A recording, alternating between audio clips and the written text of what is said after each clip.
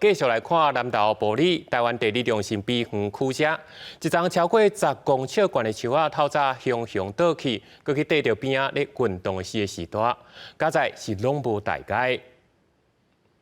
路邻一丛大丛树啊倒去，现场是规个路苍苍，厂商出动大型的机具咧清理。南投埔里真出名的景点，台湾第二中心碧园区当地的施工。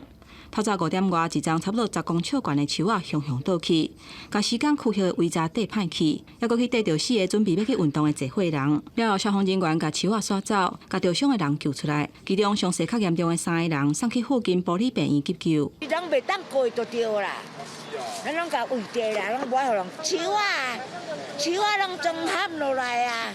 有人受伤，4个受伤，拢送病院。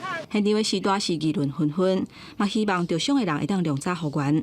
也若送病院的3个人，其中2个人因为骨断气等等的伤势，转上台中永重治疗。一位75岁的男性，他的伤势呢主要在头、躯干跟脚，包括胸骨啦、腰椎跟大腿骨。目前呢，转送台中荣总。5点多的时候，工区内的一棵大树。倒塌，压伤了4位民众，有可能是昨天埔里这边下了一整天的雨的有相关。案发了后，日管处派人去病院慰问，强调讲初步了解，那像因为连续几个天落雨，土木松软，树啊倒去，才会致使民众受伤。